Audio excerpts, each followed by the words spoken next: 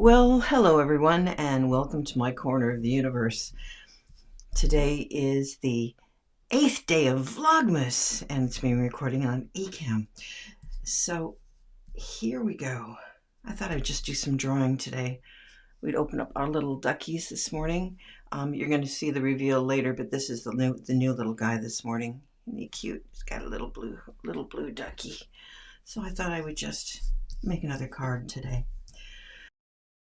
Last night was I'm recording this on the 9th, let's be honest. I got home from choir last night and I was just a little more knackered than I would like to be, and yesterday was kind of a long day. So I am recording this a day late, but I am going to make sure that I record for every day in December, this for Vlogmas. That is my goal.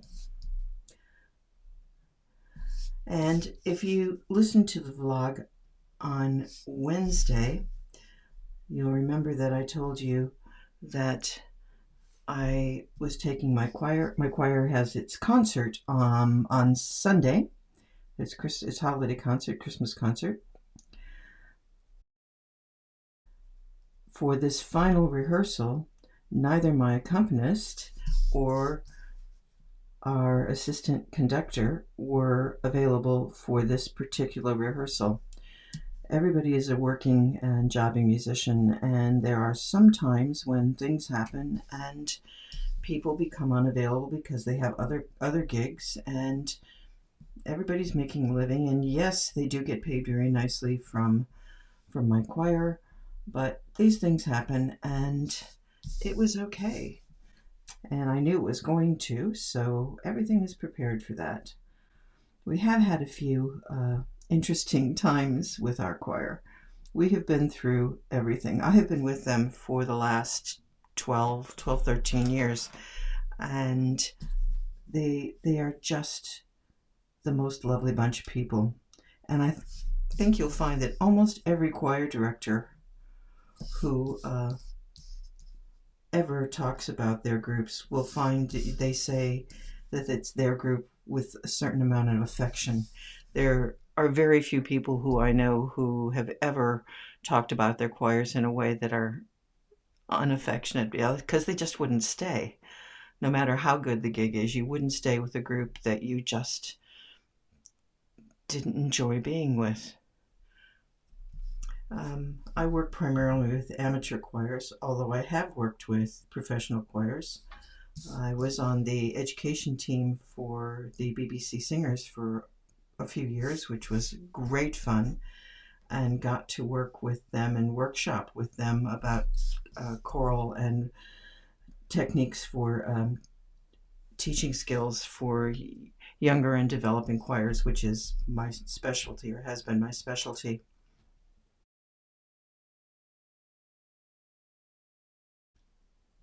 I've worked for ENO. I've worked for the Opera House. I've worked pretty much everywhere in this country. Working with kids and working with non-confident singers or inexperienced singers is such a joy, because when they get it, when they get something right, or when they first begin to feel what it's like to sing together as an ensemble, it's a really rare moment. I love it, and it's very satisfying when they get it. So last night was a magic moment for me. It was a really lovely magic moment for me. We had quite a lot of music to go through, although the concert is not terribly long. They only had 9 rehearsals this term. Now I know that a lot of choirs only have a few rehearsals. My choir are not particularly music readers, but they are so much better than they were and more accomplished than they were when we started. And so I also have this habit of particularly in the autumn term, is that we will repeat Christmas things. Not always the same thing, but we will do a lot of the same things every other year, every 3 years, every something. Because when you come back to a piece, you come back to it, even if you have new people in the choir, they'll learn it faster, for one, and for more importantly, is that it will touch their hearts in a way that it didn't do the first time. Every time I look at a piece of music that I have done before, whether it's a cantata or a worthy piece of music, or just the simplest folk song, or just a little piece of humming a cappella, or whatever it is, every time that I reintroduce that, is that I make sure that I've rethought through that piece so that I know how I feel about it, because I'm not the same person as I was when I first conducted it. Life has changed, experiences have changed, and maybe the text means something different. Maybe the way the music is phrased means something different. Maybe I'm looking at it and going, oh, that's what that is. That's why the composer put it there. And to understand more. And that's always a thrill for me, to find that new thing. Well, I was a little concerned last night before the rehearsal because there were a couple of pieces that had not had quite as much rehearsal time as I would like. We had a couple of interesting moments this term. We had a rehearsal canceled on us by our venue, which was, when you only have 9 rehearsals, it's 9 or 10 rehearsals. That's a long time, and that's a lot of learning time that is not available. We've had, over the years, I missed a concert because I was snowed in. I live on a hill, and I couldn't safely get down the hill to get to them. Where they were, it was absolutely fine. And so my colleague took the concert, and it went very well, and no one made a big deal of it.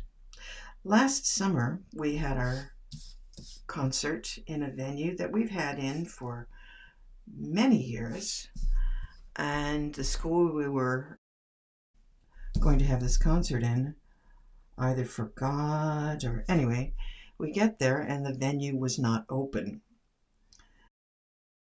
We were waiting over an hour before we could even set up or do anything, and people, no one panicked, no one got mad, there was no yelling, there was no screaming, there was no accusations.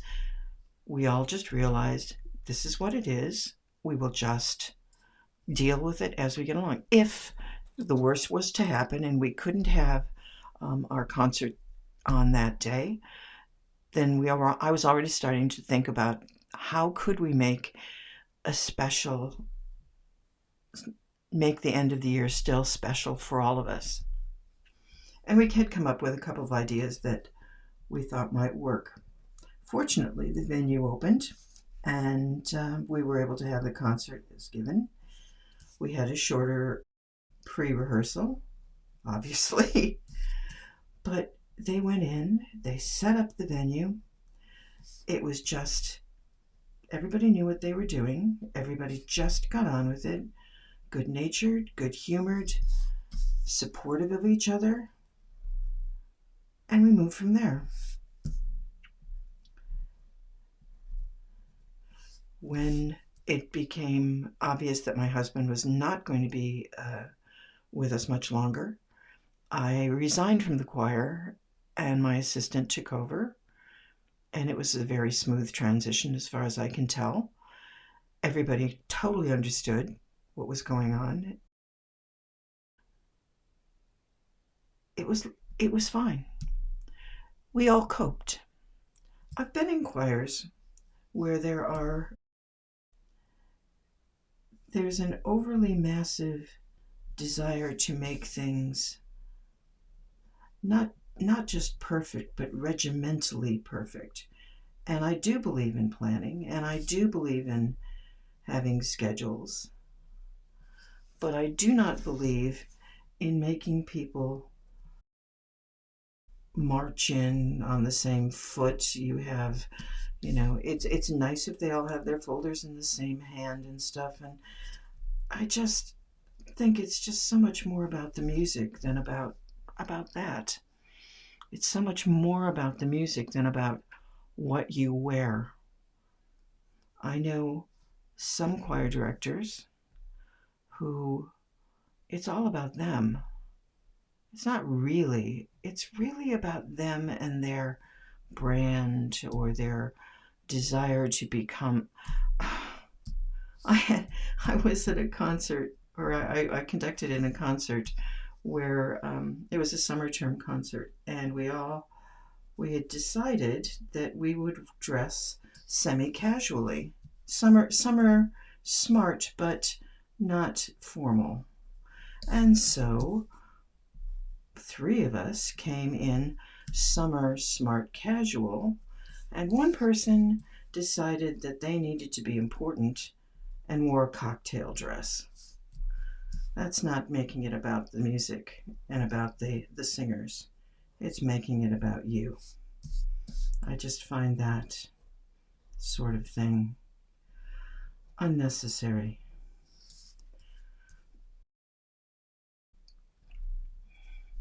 And it's not the most important thing. I've worn choir outfits over the years. Oh gosh. The ones at university were brown velvet with a little white Duckie. And in a cold church, they were great. In the summer, you were about to die because you would melt to death.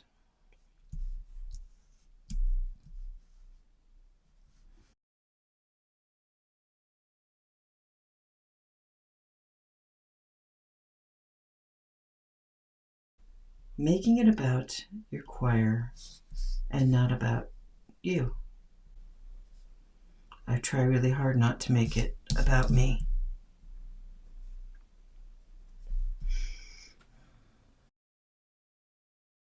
So, getting back to last night's rehearsal, they were brilliant. They were bloody brilliant. As I said, my piano playing skills are nowhere near as accomplished as my colleagues, but we managed. It was all good humored. They were all prepared. They all knew, or the committee knew that it would just be me last night. We got through all the music. We got through a couple of still little problem areas. We had a really good time doing it, even through my coughing and hacking, which was quite spectacular in places last night.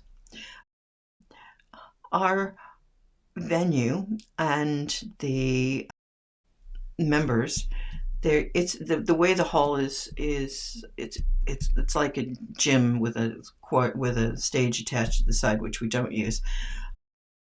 We have a I use a generally use a mic, and I haven't the last few weeks because I've been coughing too much, and no one needs to hear anybody coughing, sort of extended by and amplified by a microphone. But I've been using a mic because it just makes it easier for the group to hear. I'm not terribly fond of it, but it helps, so we do it. That's the main thing. But I haven't the last couple of weeks, like I said, because of my cough. So we went through all of the music last night, did a few extra little bits. Concert's going to be lovely on Sunday. I'm really looking forward to it. And it'll be live. And there will be things that go really, really well. There will be things that go maybe not so well. But it'll be done with heart and with joy and with integrity. And that's really all I ever want them to be, is I want them to be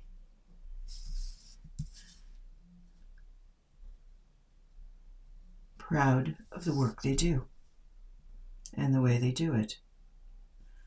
I have always tried that with all my choirs, no matter what age they are.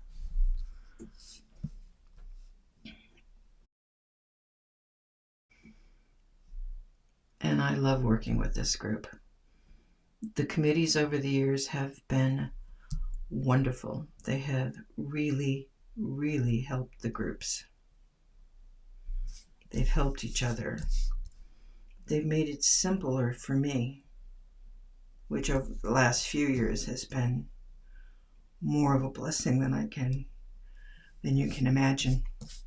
And get to say that this is part of my calling in life's work. And I know that sounds a little bit pretentious, but talk to a choir director, you'll find that that's kind of how they all feel, or I think the good ones feel.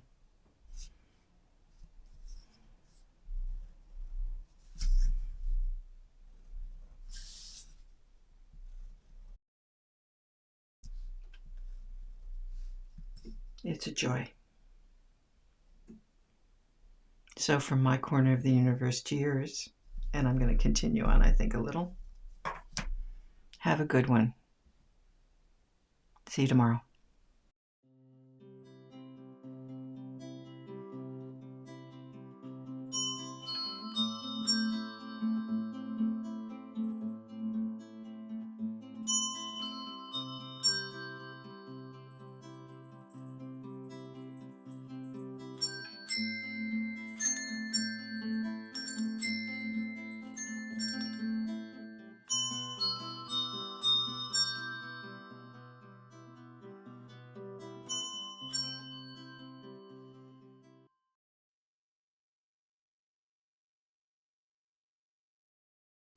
Woohoo!